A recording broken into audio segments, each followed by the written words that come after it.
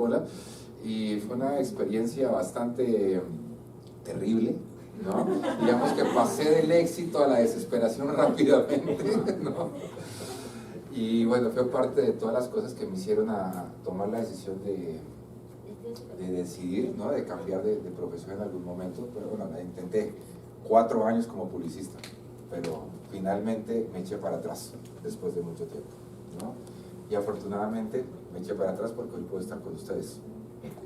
Gracias a eso tomé la decisión de arriesgarme y estudiar psicología. Y eso de cierta manera tiene que ver un poco con eso del ser uno más o ser uno mismo, ¿no? Cuando a mí me dijeron que tenía que escoger qué estudiar, ¿no? A mí nadie me enseñó la importancia de lo que significaba trabajar en la vida. Yo en esa época tenía solamente una frase señalada muy clara, que es una frase que hace parte de la cultura colombiana, que es que no me acuerdo si es una salsa, ¿no? Pero un vallenato, pero dicen: el trabajo lo hizo Dios como castigo, ¿no? Entonces yo tenía muy claro que trabajar era algo difícil, ¿no? Y resulta que ese es el cuento que nos han metido todo el mundo. Trabajar está mal, ¿no? Trabajar es algo que toca. ¿Y para qué trabajo yo? Para comprar las cosas que me van a hacer feliz, ¿no?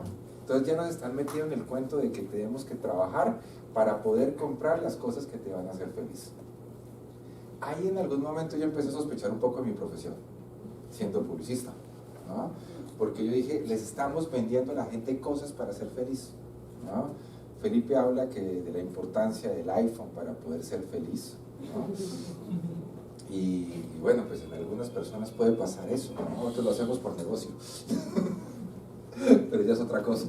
Pero bueno, el asunto viene siendo que no son los objetos. Yo dije, no, la publicidad no es el tema, ¿no? Porque el tema es, estamos vendiendo a los demás cosas para ser felices. Y ahí viene la sospecha. Yo tomo la decisión de dejar la publicidad, ¿no? Porque me había entrado en el cuento de eso. Los seres humanos estamos vacíos, estamos desocupados, y lo que nos va a hacer felices, lo que haga que nuestra vida tiene sentido, es porque alcanzamos algo, ¿no? Y en ese caso lo que alcanzamos era haber trabajado en Coca-Cola, que para mí había sido como el sueño. Dije, ya, logré el proyecto de vida, ¿no? Esto es el sentido de mi vida, trabajar en Coca-Cola.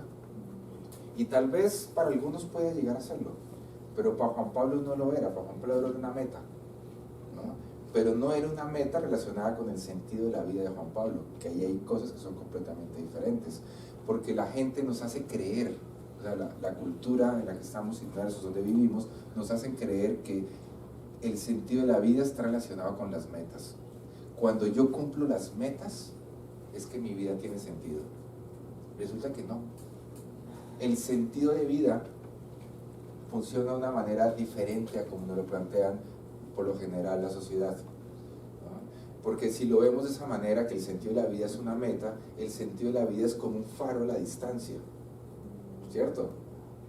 Y muchas veces nos venden el sentido de la vida como un faro allá lejos, al cual ilumina, y nosotros vamos dirigidos hacia ese faro que es el sentido de nuestra vida.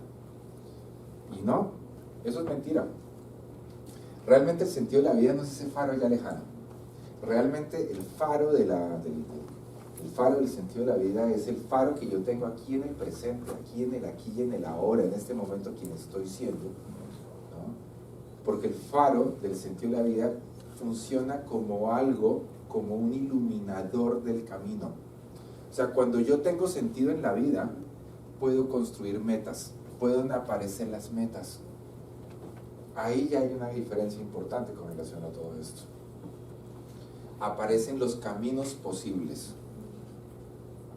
Yo ahí descubrí, después de renunciar en mi cuarto trabajo, después de 3 años de estar insistiendo en la publicidad, y fui a psiquiatra, me mandaron a psiquiatría porque estaba muy deprimido.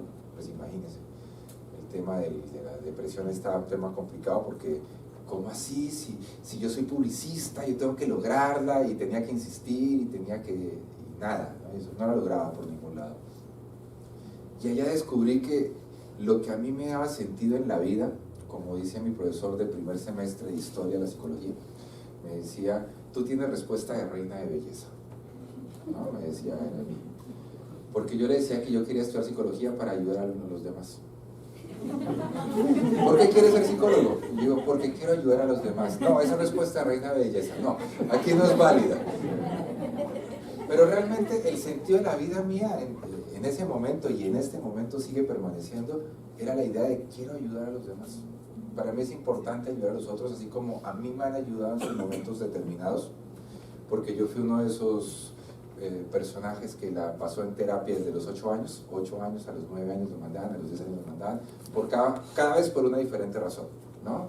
A veces por déficit de atención, a veces porque veía fantasmas, a veces porque, no, veía fantasmas, veía fantasmas, ¿no? Y todavía sigo creyendo que eran reales, ¿no? Me mandaron por muchas razones, que porque era mal geniado, que porque era muy triste, que porque me hacían bullying, que porque etcétera, y porque me hacían y ta.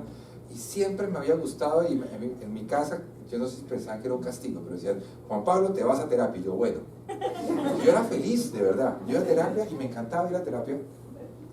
Y además, en esa época, cuando yo trabajaba como publicista, yo era vinculado a muchos voluntariados. Entonces, yo de lunes a viernes trabajaba en la agencia, sábado y domingo estaba en voluntariados, ¿no? Y esos eran los momentos para mí más importantes de la vida, el fin de semana más que entre semana. Porque entre semana era algo obligatorio, algo que me tocaba, ¿no? Mientras que los fines de semana casi que era como un hobby, ¿no? Algunos, el hobby es aquí en Lima ir a surfear, para mí era hacer voluntariados, ¿no? Era una cosa, hasta que dije, pero ¿por qué eso tiene que ser un hobby? ¿No? Y trabajando con mi psiquiatra dije, realmente lo que yo quiero es ayudar a otros. Entonces el sentido de la vida me ilumina el camino. Y yo digo, si yo quiero ayudar a otros, yo quiero ser psicólogo. Y decidí ser psicólogo. Pero antes me habían dicho, cultura, no sé si les haya pasado, no sé cuántos psicólogos habemos acá, pero los psicólogos tenemos mala fama, ¿no? Muy mala fama, ¿no? Entonces nos dicen, cuando yo dije en mi casa que quería ser psicólogo, cuando tenía como 15 años, me dijeron, no, los psicólogos son aburridísimos. Los psicólogos no tienen amigos. Nadie se los aguanta, nadie se los soporta, ¿no? Porque es que todo el tiempo están encontrándole problemas a los demás. Todo el tiempo, constantemente, ¿no? Y eso hace que la gente no quiera ser psicólogo, la gente no quiera tener amigos. Imagínense, yo era un tipo súper sociable, ¿no? Bueno, sigo siéndolo, muy tímido, como podrán darse cuenta, sociable, y no, me decían que no iba a tener amigos, que me iba a terminar suicidando, que me iba a terminar volviendo loco, que los psicólogos eran un peligro. O sea, ser psicólogo era peligroso, ¿no? Entonces yo dije, uy, no, yo no quiero ser psicólogo. Yo les creí la historia y dije, si me encanta ver publicidad, pues seamos publicistas. Y además, fuera de todo, con la creatividad que manejo yo, porque no es que sea creativo, es que vivo en las nubes, entonces se me ocurren muchas cosas. Entonces, de esa manera me fue bien como publicista, pero también me va bien como otras cosas. Entonces, ahí descubrí que el sentido iluminaba el camino. Decidí ser psicólogo, decidí ser clínico, hacer psicoterapia, ¿no? Decidí hacer investigación y decidí hacer docencia, ¿no? Logré apagar las voces de mucha gente. En Colombia hay un tema que pasaba y yo lo oía, la constante pelea de mi papá y mi mamá, porque mi papá los fines de semana era docente en varias universidades o por la noche, ¿no? Y mi mamá le decía, pero ¿para qué quiere ser profesor si le pagan tan mal? ¿Por qué no viene a descansar? ¿No? Y mi papá le dice, es que no es por plata. Esto no es un tema de dinero, es un tema de vocación. Y realmente lo que es la psicología y lo que es ser docente y ser investigador es un tema de vocación, es algo que te nace y que te lleva, pero que te puede ser apagada por las voces del mundo, ¿no? Porque es que ser docente te pagan mal. Ser docente para algunas personas está mal vista. Ser psicólogo es estar loco, ¿no? Todo el mundo, además que fuera de todos los psicólogos somos consejeros, ¿no? Estoy dando consejos a todo el mundo. Pero usted, ¿de qué se queja? De que está cansado. Sentarse todo un día a oír personas, está sentado, no tiene ni que desgastarse, ni que pensar, solamente oír. Entonces tenemos una cantidad de ideas y de rumores que no son tan así, va mucho más allá. Entonces, bueno, esa es una pequeña introducción a lo que les quiero hablar hoy. Acá está el control. Quiero hablar un poco de de una postura filosófica que Frankl fue cercana a esta postura, que parte de su filosofía ayudó a diseñar todo lo que es la teoría de Viktor Frankl. Felipe hace un momento nos hablaba de Max Scheler. Max Scheler es el padre intelectual de Viktor Frankl, pero también Frankl tomó algunos elementos de algunos otros filósofos del cual yo quiero hablar, sobre todo porque estamos hablando de ese tema que hablaba Felipe Otica, de la individualidad, que estamos en una era donde lo importante es la individualidad, ¿no? Entonces voy a ver cómo eso ha afectado de cierta manera, pero para poder arrancar quiero hacer una breve introducción a rápidamente un Heidegger for Dummies, ¿no? Muy sencillo. Voy a explicar las primeras 20 páginas de Ser y Tiempo en 5 minutos. Espero que se logre fácilmente, ¿no? Bueno, Heidegger nos habla, ¿no?, para simplificar un poco el asunto, que hay algo que se llama el Dasein. El Dasein, si lo han oído nombrar, me imagino. El Dasein. Voy a utilizar ambos elementos, tanto el tablero como para acá, para que nos sea más sencillo. El Dasein, nos dice Heidegger, que es ese ser que es posibilidad, ese ser que es verbo, ese ser que es creador, fue arrojado al mundo, ¿no? Fue arrojado a la existencia. Y ese ser encaja perfectamente en algo que llamamos un ente, ¿no? Un ente es algo que tiene una entidad, que tiene una forma de verse, que tiene identidad, ¿no?, que lo puedo ver. Por lo tanto, un ente es mi corporalidad, mi psicologicidad, ¿no?, mi dimensión psicológica, mi dimensión biológica, encaja perfectamente ahí ese ser, y se construye lo que Heidegger llama el Dasein, esa palabra alemana que suena, que uno la puede perfectamente decir en el domingo en un almuerzo familiar, de qué piensas de la relación del Dasein con la vida contemporánea, y va a ser una conversación muy interesante que todos van a poder disfrutar. Pero el Dasein es un elemento clave, pero para simplificarlo aún más, cada uno de nosotros es un Dasein diferente. Somos Daseins nosotros. No nos compliquemos. ¿Qué es un Dasein? El Dasein es el ser humano, ¿no?, que es un ser, ¿no?, ahí. Ahora sí, una forma de explicar el esquema. Lo primero, el Dasein es una palabra alemana construida por dos palabras. A ver si sí. El Da quiere decir ahí, que estamos ahí, ¿no? Y el Sein quiere decir ser, ¿no? Pero ese Sein en alemán, ¿no?, es muy importante que lo tengamos en cuenta, que es ser y estar. No es ser o estar, tiempo y espacio, no, es lo mismo, son sinónimos, no son palabras diferentes. Lo que pasa es que en español estamos acostumbrados a hablar de una manera diferente, ¿no? Yo estoy y yo soy, como dos cosas diferentes. Desde alemán, el ser y estar es una sola palabra, que es sein, ¿no? Ahora, ¿cómo hacemos para saber, nos dice Heidegger, que estamos ahí? Ese ahí es importantísimo, ya les voy a explicar por qué. Entonces Heidegger nos plantea, ¿no?, que estamos ahí porque el Dasein es disposición afectiva. ¿Qué quiere decir esto que suena tan complejo? Quiere decir que los seres humanos, el Dasein es un ser humano que está ahí. ¿En dónde? ¿No? Está ahí en el mundo. Es decir, nosotros habitamos el mundo, estamos habitamos un mundo. No somos un individuo sin mundo, nosotros somos un ser que estamos ahí mismo en el mundo.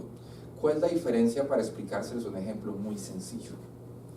Yo hace muchos años tuve no sé si a ustedes no les ha pasado, pero que están en vacaciones y el sábado no tienen nada que hacer, están bien aburridos. Bueno, a veces me pasa eso a mí. Y yo un sábado, que estaba muy aburrido en vacaciones, me acerco donde mi hermano y le digo, me acompaña al concesionario Audi, de los carros, Audi. ¿Sí lo conocen? Sí, ¿cierto?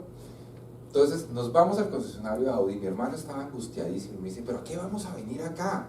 Y Y yo, no, pues a ver carros, pero ¿qué vamos a decir? No, pues digamos que yo acabo de regresar a Colombia y cuando en el regreso quiero comprar un carro y que había pensado en un Audi, entonces quería venir a las posibilidades.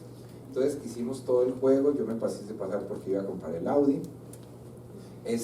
Llegó el vendedor, me empezó a explicar todo lo del carro y me empezó a decir, mira, el carro viene es 1.8 turbo, tiene caja de cambios Tektronic, y yo, ¿qué es eso? ¿No? Y empieza a hablar una cantidad de cosas, y que el turbo, y que el motor, y que no sé qué, y empieza a explicar una cantidad de cosas muy interesantes, ¿no?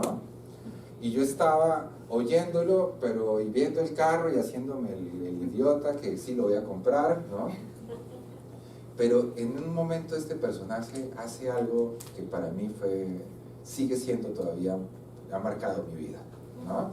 Y me dice, dame tu mano, ¿no? Y me pone las llaves del Audi y me dice, vamos a dar una vuelta. Y yo, ¿qué? ¿No? Yo jamás en la vida he manejado un carro con turbo, jamás había manejado un Audi. Entonces nos fuimos, le dimos una vuelta primero él, la sensación era increíble, ¿no? Después me dice, ahora pasa tú y condúcelo. ¡Wow! Yo creo que le pasa lo que le pasa a Flash. ¿Ustedes han visto Flash en su vida? Uno piensa que Flash va rápido. No, Flash ve el mundo despacio.